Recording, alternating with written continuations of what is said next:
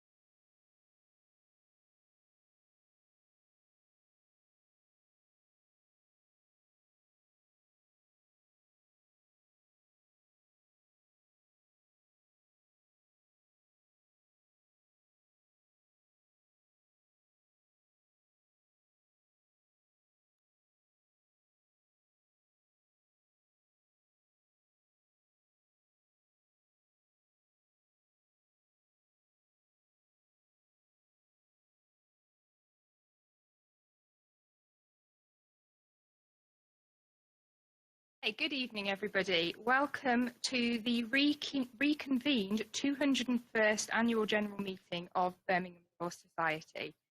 Obviously, we're meeting under slightly unusual circumstances this year. So before we begin, I just want to say a few words about the way that proceedings are going to work this evening. So many of you will recall, due to the social distancing measures that were introduced by the government in the light of the coronavirus pandemic, the first part of Birmingham Law Society's 201st AGM was held with only 2 members in physical attendance. That was myself, Lyndon Thomas, and Cairo Nichols. All other members who took part in that first part of the meeting voted by proxy. As agreed with the Birmingham Law Society Council, we've reconvened the second part of the meeting today to finish transacting the Society's usual business, now that it's possible to have a few more of us present in the same place. And thank you very much to Number 5 Chambers, who kindly hosted us this evening and put everything in place to make sure that we're complying with guidelines. For that reason, we obviously had to limit the number of people who are physically in attendance today. Therefore, other members who aren't present this evening have been able to vote by proxy, and I can confirm that we are quorate under our articles, having received 22 proxy votes, and there being 5 full members present in the room this evening eligible to vote. So my thanks to all those of you who returned your proxies to it in order to ensure that this could go ahead. As a result of conducting the meeting in this format, that means we don't have any formal apologies to report, but I would like to welcome those of you who are joining us remotely and welcome all those of you who are in the room as well.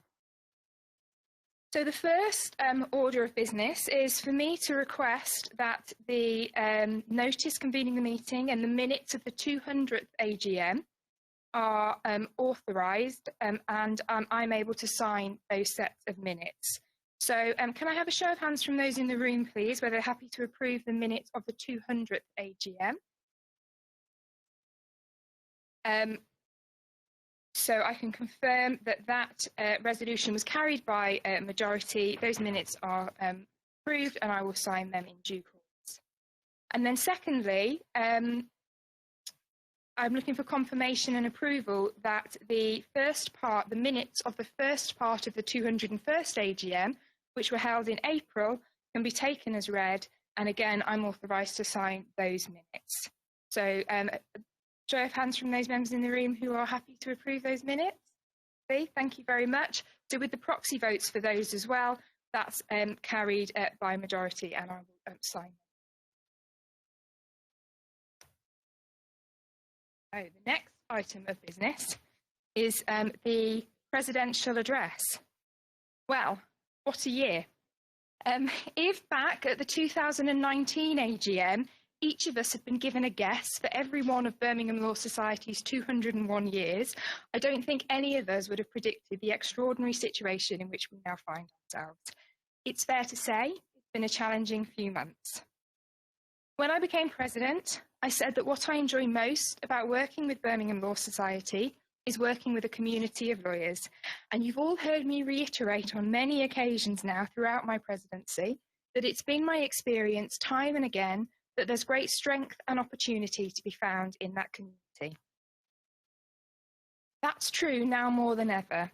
And as we all face these exceptional challenges, personal and professional, I'm extremely proud that Birmingham Law Society continues to support its members and the legal community by, for example, the dissemination of discipline-specific updates to keep our members updated as ways of working, laws and regulations have changed rapidly in response to the pandemic, providing opportunities for networking and peer support even in lockdown, for example, via virtual meetings we've hosted for managing partners of local law firms, representing the interests of our members and their clients to third parties such as the Law Society of England and Wales, the courts, the judiciary and others, tailoring our learning and development offering to reflect current issues, and introducing a series of wellbeing initiatives to support members as they deal with the effects of home working and isolation, and much, much more.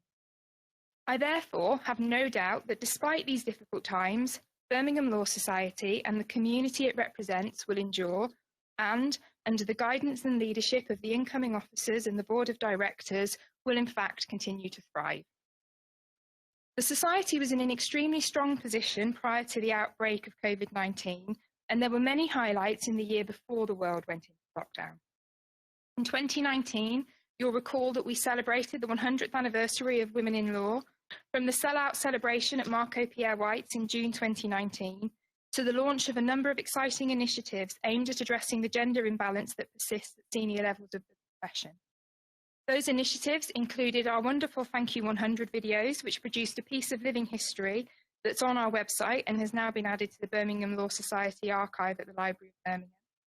The launch of our mentoring scheme for women, which attracted over 50 mentors and mentees from our membership, and the Lost to Law research project, launched in conjunction with the University of Birmingham, which, although paused when the pandemic broke out, is now almost concluded and explores the reasons why women leave the profession.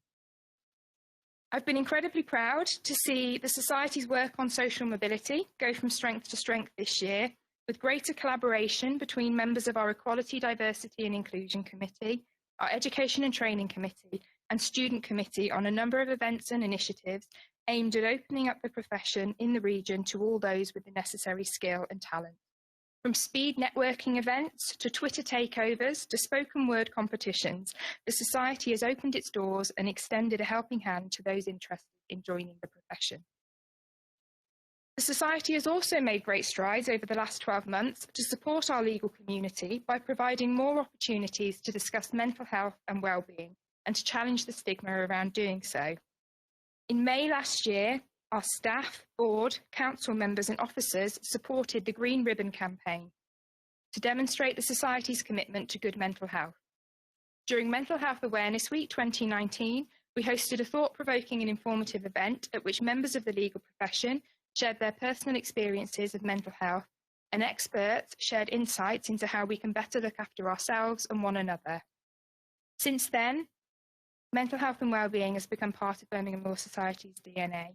There have been regular features in the bulletin exploring different aspects of managing one's mental health. Lunchtime mindfulness sessions are now a regular feature of our programme of events. And during lockdown, I've already mentioned, we provided resources and support to our members on mental health and wellbeing, offered wellbeing webinars, and even ran an online yoga session. And finally, I'm extremely grateful to all those who came together to support my chosen charities, Central England Law Centre and Citizens Advice Birmingham. Even with the postponement of one of our biggest fundraising events of the year as a result of the pandemic, we've raised over £13,000 for these essential organisations that work to assist some of the most vulnerable in our community. many of whom need advice and assistance now more than ever. Furthermore, through events such as our Stand Up for Justice comedy night, our student member abseil off of the Custard Factory roof, Birmingham Law Society's inaugural hackathon, we've also increased awareness of the work that they do and the challenges that they face. Each and every one of these initiatives that I've mentioned was realised only as a result of the dedication, support and commitment of Birmingham Law Society members, and I'm incredibly grateful to everyone who was involved in making them a reality. There are too many people to list here, but you all know who you are. Thank you. And I will say just one last time that our strength and influence as a society and the difference we make is because of the work put in by members of our legal community working together. Before I finish, there are a few people that I do need to mention individually. Firstly, my fellow officers this year, Inez, Stephanie Perriton, Tony, Shatali, Sophie and Stephanie Brownlees. Thank you to each of you for your support. Inez, many congratulations on your imminent appointment. The initiatives that you have in the pipeline are timely, inspiring and important, and I have no doubt will be of enormous benefit to those who engage with them. A very exciting year lies ahead for Birmingham Law Society, and I wish you every success and look forward to supporting you in any way that I can as you realise your objectives over the coming months. Steph, thank you for all your support and wise counsel over the last 15 months, for which I'm extremely grateful.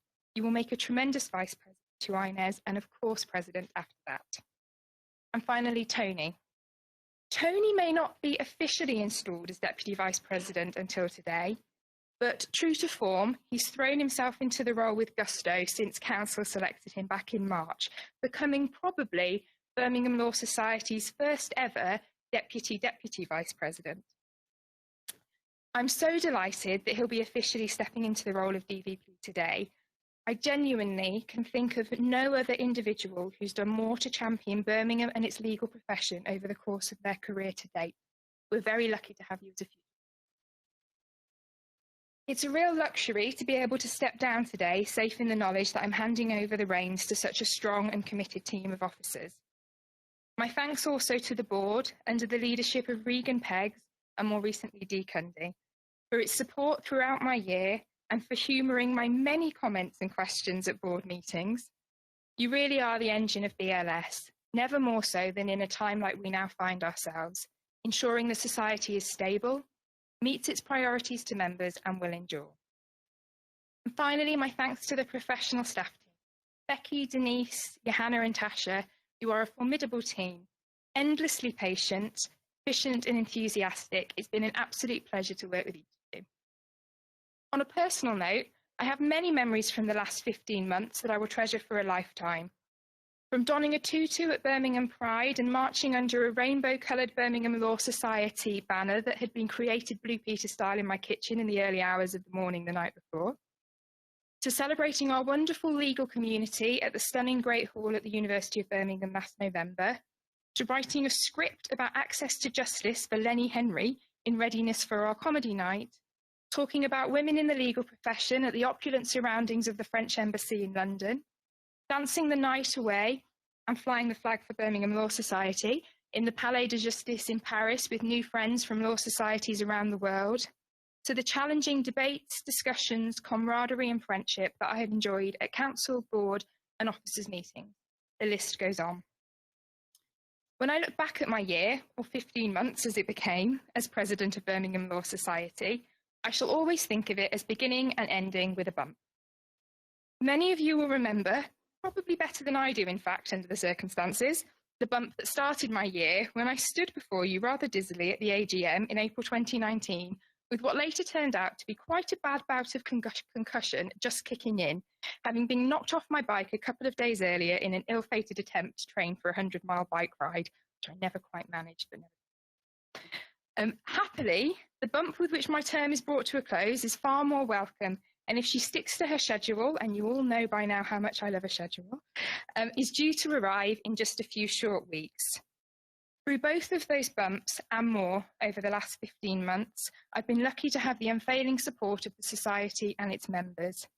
And on that note, Inez, Steph, Tony, Birmingham Law Society's youngest honorary member and I Wish you all the very best for the year ahead. If there is anything I can do to support you, all you need to do is ask, and thank you all for allowing me to play a small role in the history of this extremely special organisation.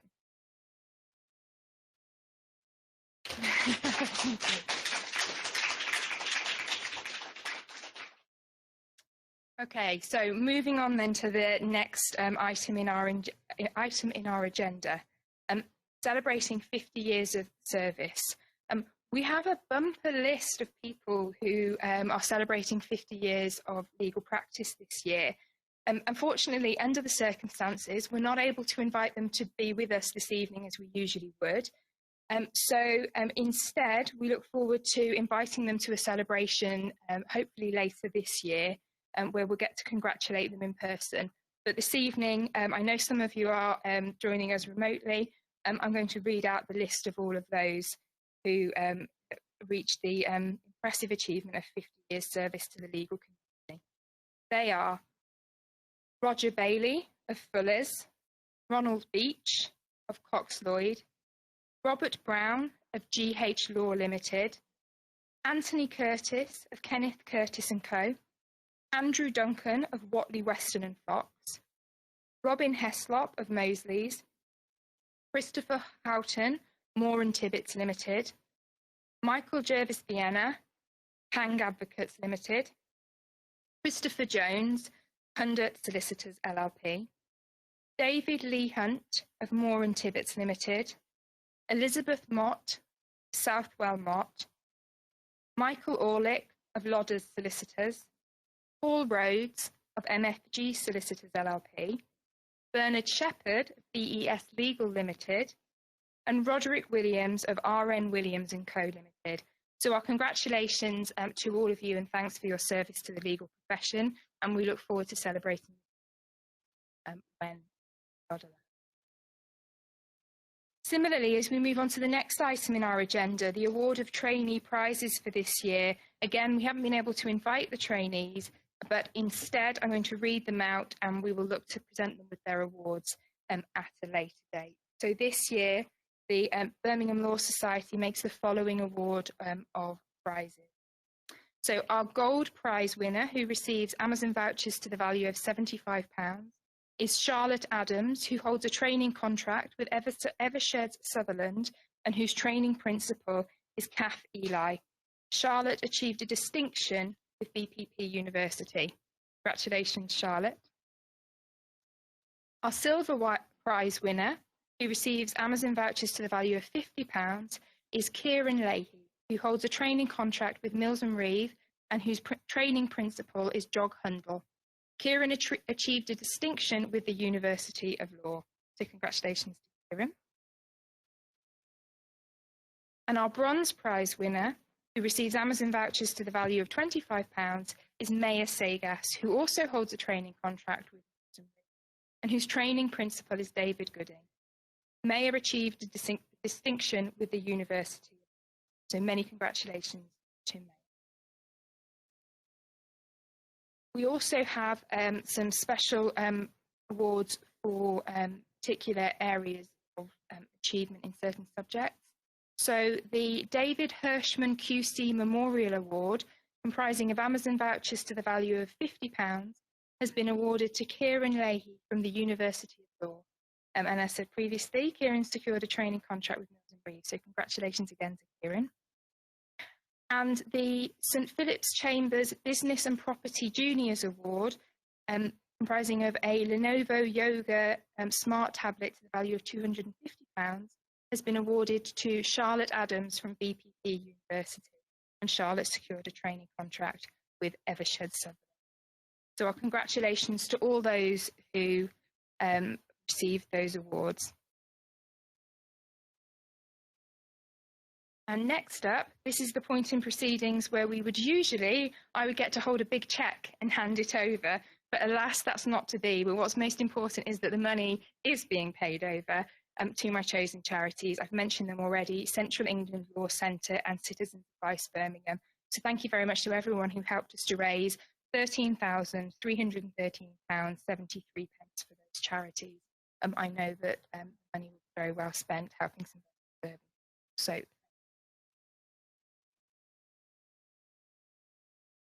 So we move on then to the election of our council members, item 5 on our agenda. There are a total of 5 vacancies on council this year.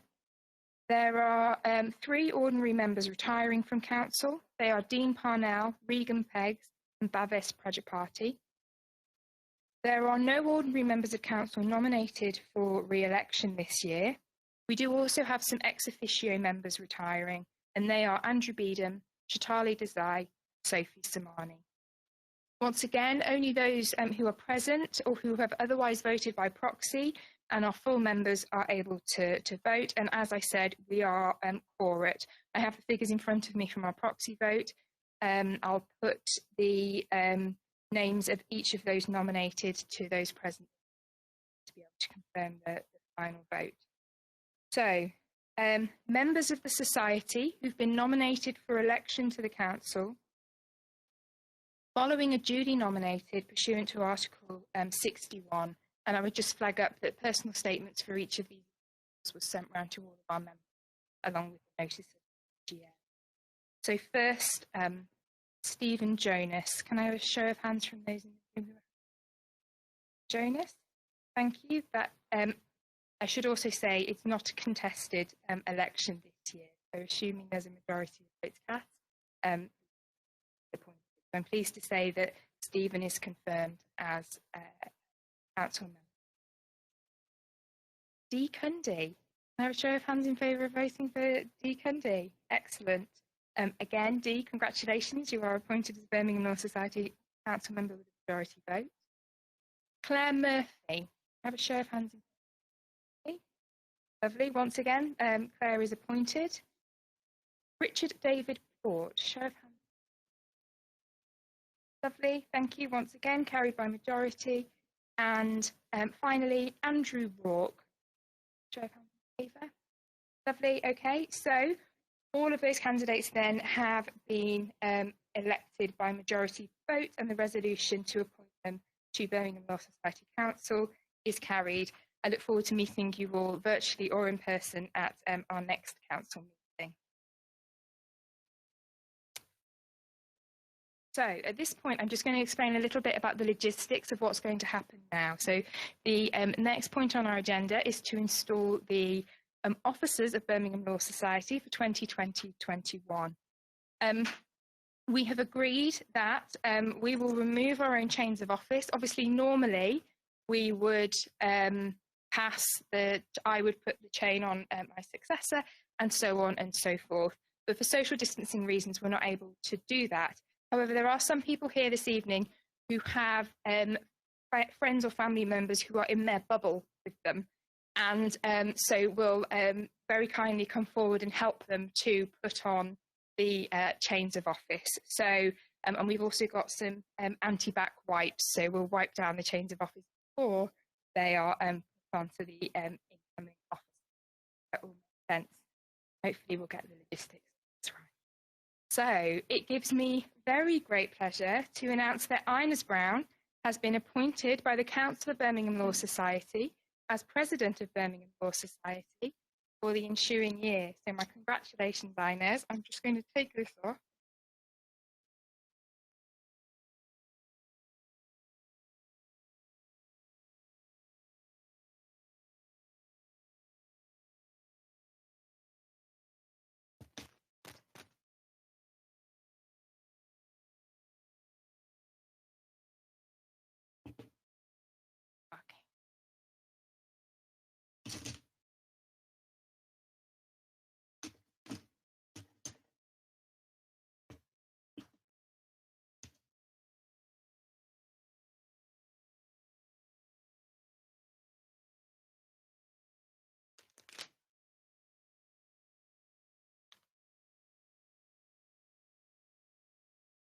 Ready to wipe that one, and I think congratulations.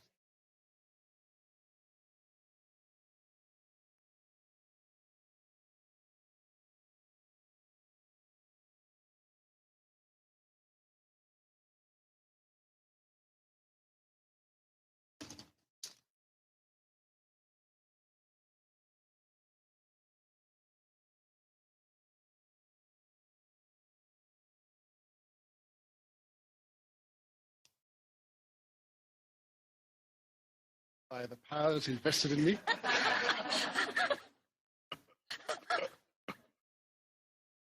like to take this opportunity to present the crown of office for the Birmingham.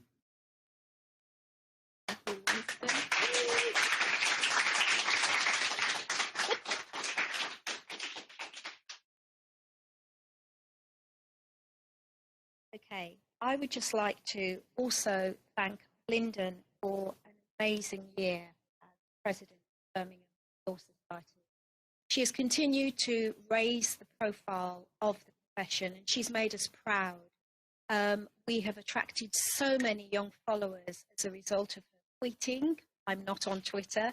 Lyndon has done an amazing job and we thank you so much. Under normal circumstances, I would give you the past president badge, but I can't do that. Badges.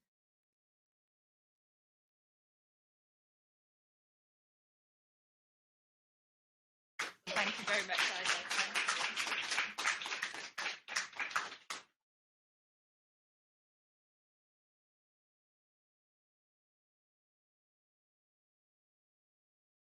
Right, it's official. As I stand before you, I'm reminded by a quote by Eleanor Roosevelt. She said, "The future belongs to those who believe in the beauty of their dreams." One of my dreams started to germinate a few years ago, and that was to become president of Birmingham Law Society, and it is now a reality. It is a great honour to be elected as president of Birmingham Law Society. In taking up this role, I recognise the dedication that my predecessor, Lyndon Thomas, has brought to our society by continuing to raise its profile and reputation during her term. I'd also like to thank members of the board, who is chaired by our very own Dee Cundy, the officers, council members, office staff and committees who have worked tirelessly to support the membership over the last year.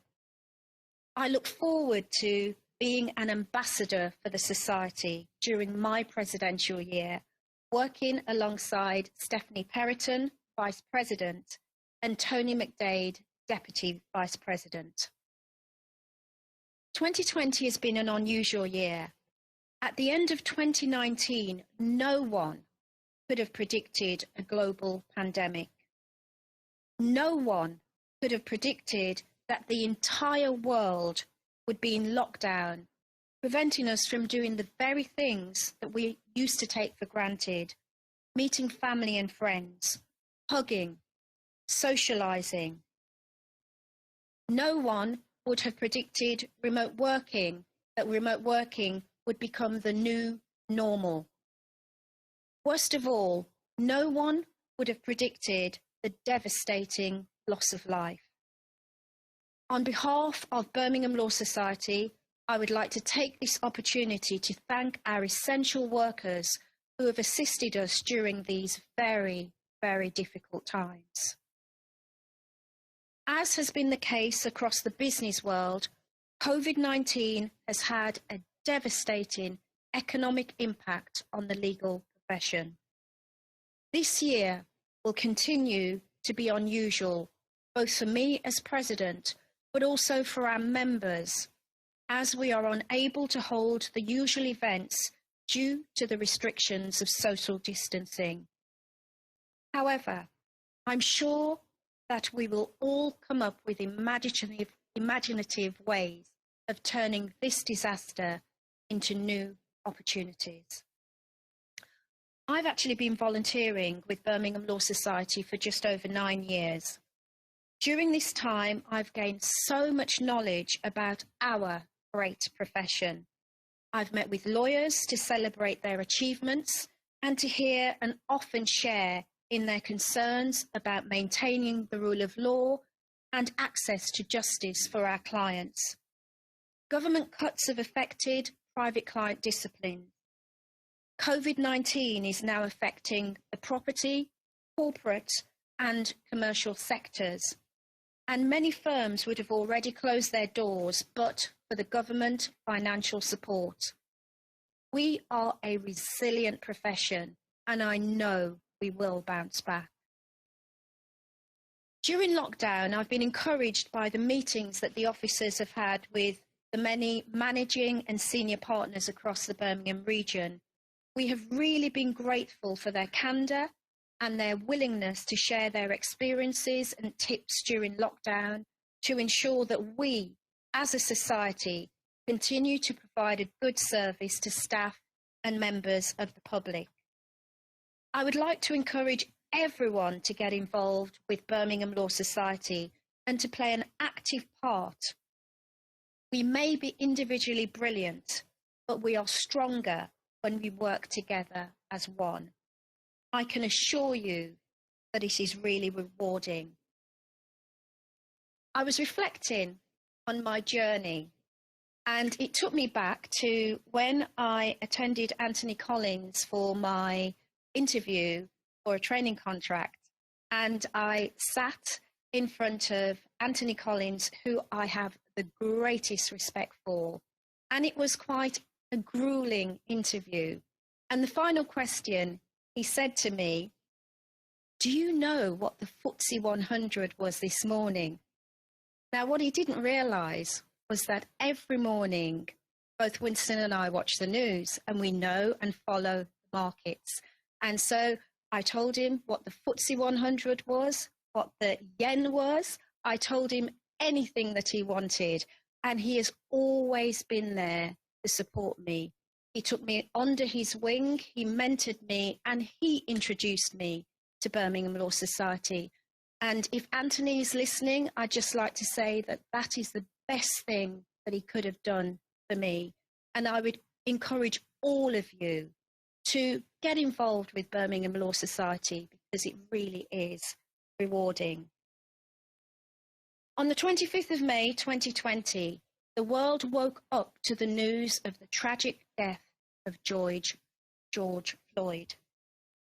His death has brought to the forefront the issue of inequality, racism, and unconscious bias. So many people from different races have condemned this act. As a result of all peoples and nations coming together to condemn this brutal killing, I trust that it will bring about change at all levels. On the 31st of July, the Equality and Diversity Committee of Birmingham Law Society will be holding its first virtual diversity and inclusion roundtable to discuss the issues of inequality. I urge you all to take part. I plan to take forward 3 initiatives during my time in office. First, flexible working.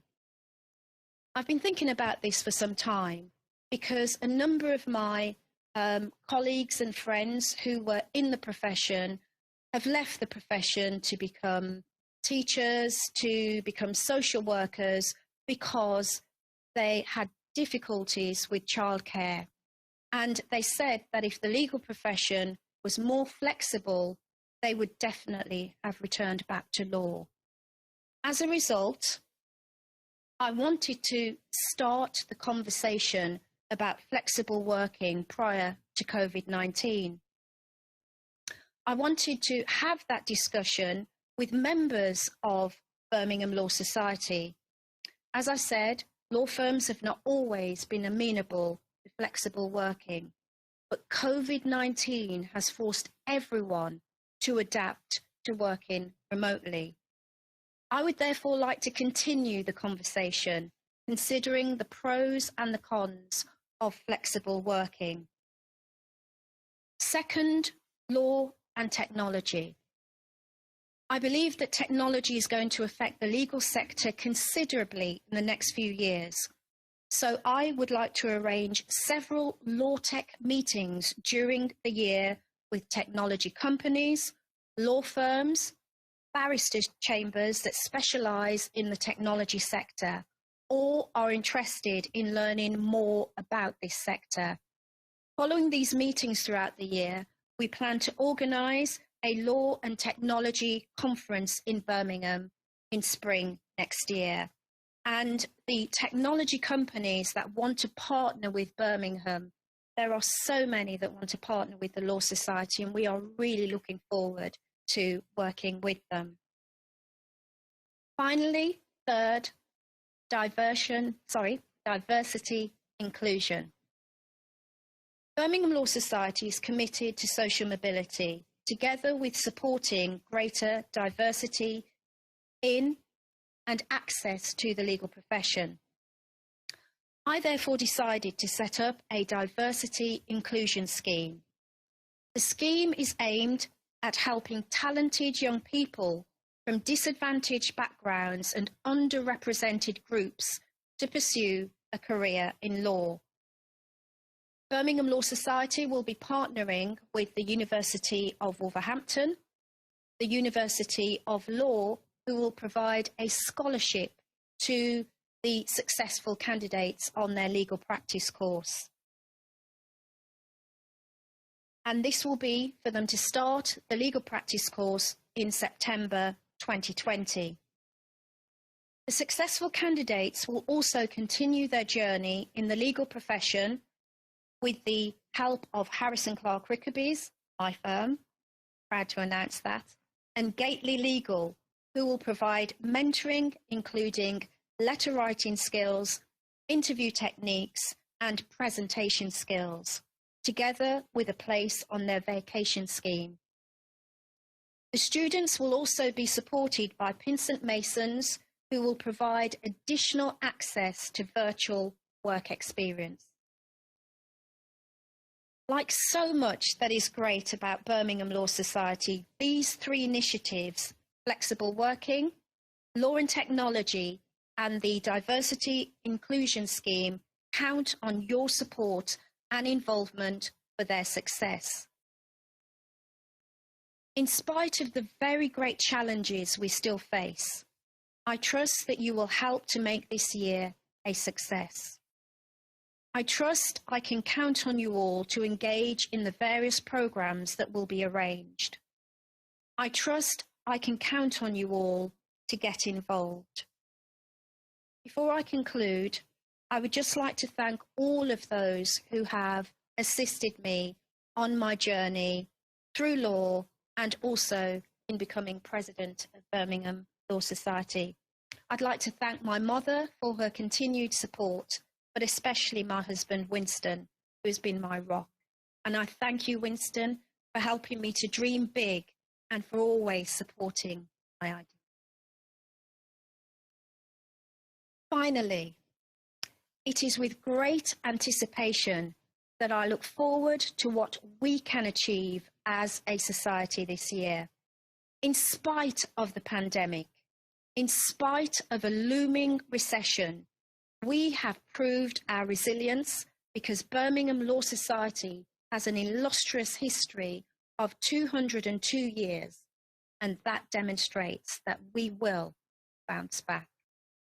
Thank you all, and I look forward to serving as your president.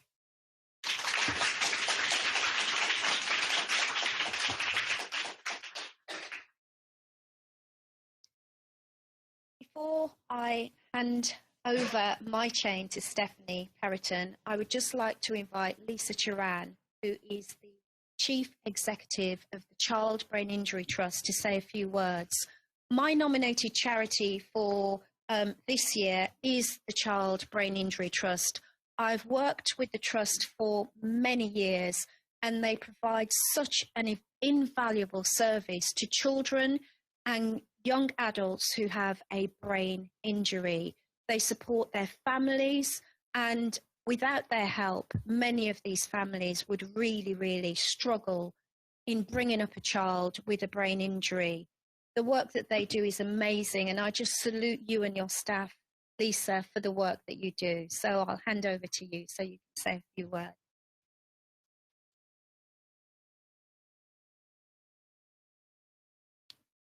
Thank you. Thank you, Inez, President of the Birmingham Law Society. And thank you for inviting me to speak here today on behalf of the Child Brain Injury Trust. I'm so grateful, Ines, that you looked to adopt our charity as your beneficiary throughout your presidency year. It's been an extraordinary year so far. We are so grateful and we support all that you're doing throughout your.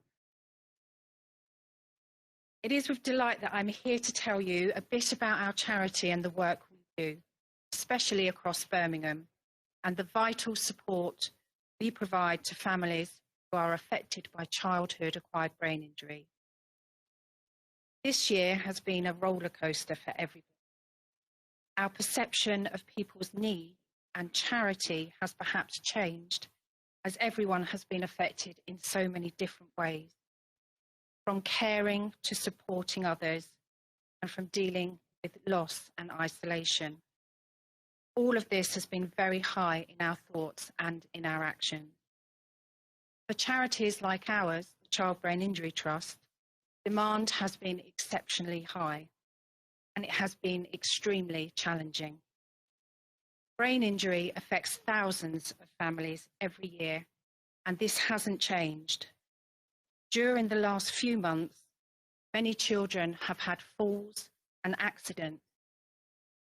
And as hospitals have been coping with deployed staff, care has often been short, and children have been discharged from hospital without care plans in place.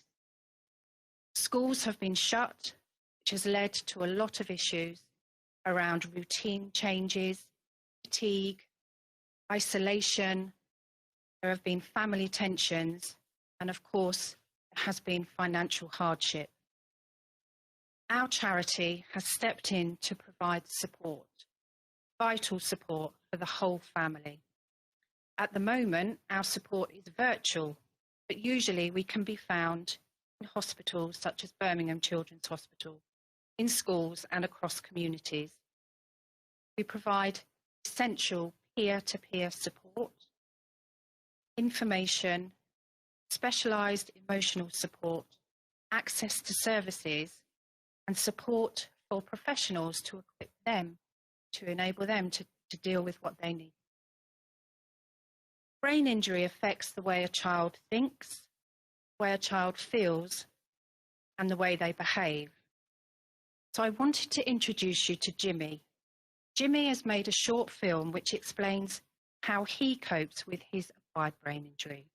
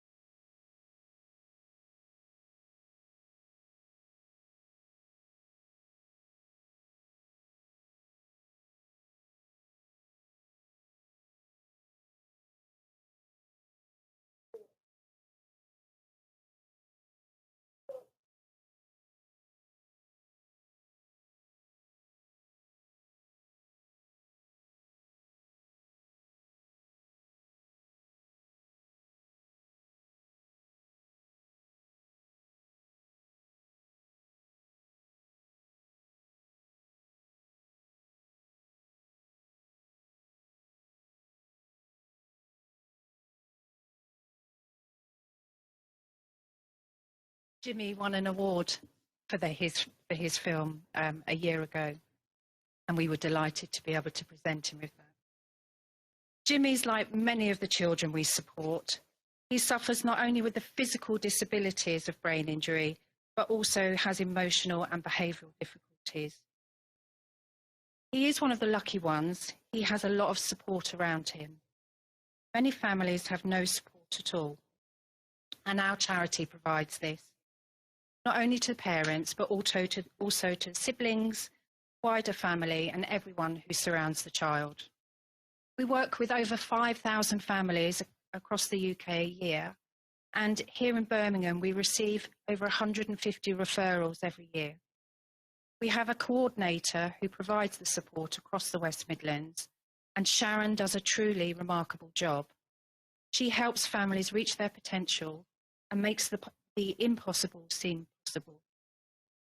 We are usually the only organisation that is able to offer this specialised intervention. We appreciate every penny that is raised for our work, and every penny is invested in our service, making a difference to families affected by brain injury. We have been seriously affected by the pandemic, with losses of over £100,000 predicted this year, so your support is needed now more than ever. Thank you so much, Inez, for choosing the Child Brain Injury Trust. We look forward to getting to know all the members of the Birmingham Law Society and to working with you over the coming years. Thank you very much indeed.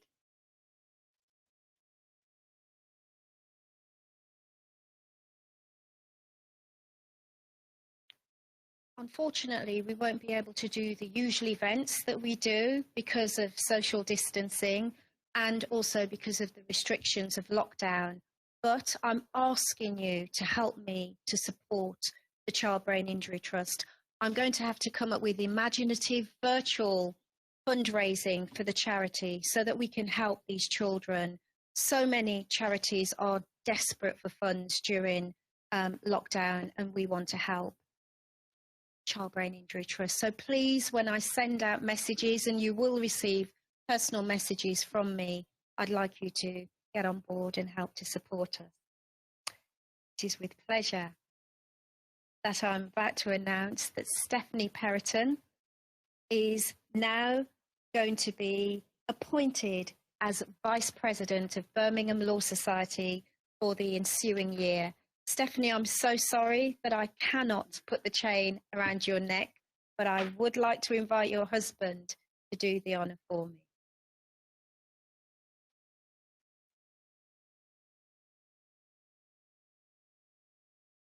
Once Stephanie has the chain around her neck, she will address society.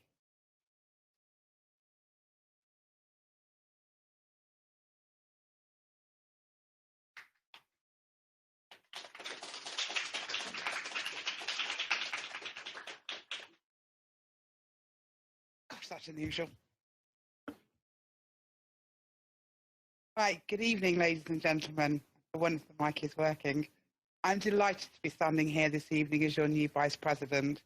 I want to thank Lyndon for all your help and support and guidance throughout the last year. I really didn't know what I was getting myself into this time last year. And I want to wish you every success for the future. You'll have your hands full, but we can't wait to see you back, functions and events, and to be an ear to shout at. I've had a great year as DVP. It was, as our former president James Turner said, a year of fun. Lots of challenges, but great fun. Challenges have been since March. During the year, I've had lots of photos, still don't like them, attended meetings galore and had great fun at so many events. I did a quick count up earlier today, and it seems that I've been involved in around 40 events during the course of, I would say the year, but it was actually 11 months up until March when everything stopped. I'm not going to mention all of those, but some of the highlights, Lyndon's already mentioned the 100 Years of Women in Law celebrations, which included filming a video, something else I decided I didn't like, with my friend and mentor Jane Willits, which I'm told is now in the archives. I spoke at the BCU event for Women in Law and attended the BLS Women in Law Present, Past and Future event here at number 5. Mental Health Week, I participated in the mindfulness lunchtime courses, and apparently it's had an effect on me. I'm not sure that everybody would agree with that. I was participating in the Mental Health Awareness Week this year, and probably my real highlight was It's a Knockout. I honestly never thought that at my age I'd be doing an obstacle course in the rain whilst our president looked on with delight. I know you had a head injury, but you still enjoyed it. It was a great year, and Team Squire Patton Boggs, we didn't win, but we're still in training for next year, so watch out. And of course, the year would not have been complete without a few dinners. I represented the Society at the Liverpool Gala dinner, and of course, our very own President's dinner in November. Pleased to say the mic is working tonight. Some of you could not believe you couldn't hear me at the back of the Great Hall at Birmingham University when I said grace. Anyway, the last 3 months have been a very frantic time, getting to grips with the new technology so that we could continue the work of the Society, organising and hosting a number of virtual events and preparing monthly briefings on behalf of the officers as a team since March. I'm really looking forward to the next year and supporting INES with all of your initiatives, and it will, no doubt, be a very different and challenging year ahead of us for all of us. But I think the team of officers and the Birmingham Law Society will pull together, and I'm hoping to stand here this time next year to say what a successful year we've had. I'm delighted to have Tony as my Deputy Vice President, even though he hasn't got the champagne out yet tonight. He promised it, that's all, and I'm sure that the three of us will make a very formidable team. Thank you.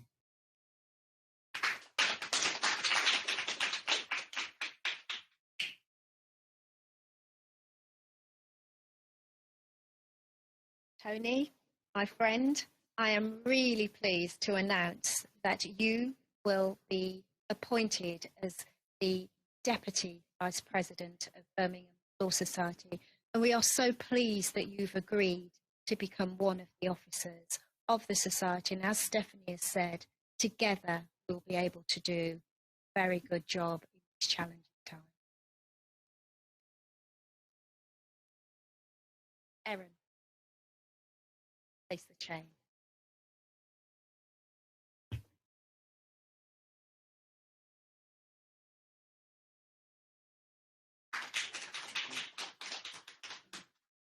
Thank you. I'm honoured to have been elected to the post of Deputy Vice President, and overwhelmed, quite frankly, for the introduction that Lyndon gave me at the beginning of today's events.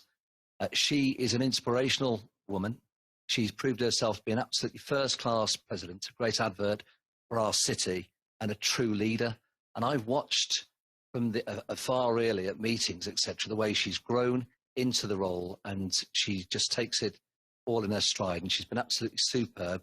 I've no doubt she'll take to motherhood in the same way as she has to being president of our Birmingham Law Society. I am the first non-lawyer to hold the post in the 202-year history of BLS. And as DVP, I hereby pledge my 100% commitment and support to our President, Ines Brown, our Vice President, Stephanie Perriton, and of course to all members of the Birmingham Law Society. One profession, one region, one voice. Thank you.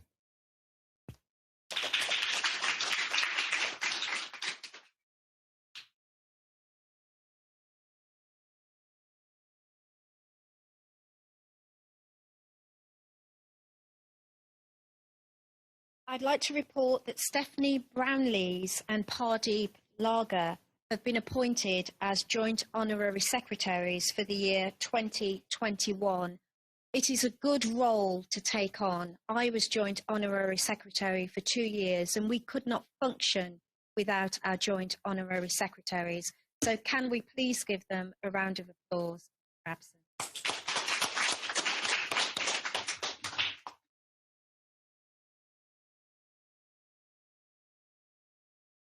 I now need to offer a vote of sincere thanks to the following.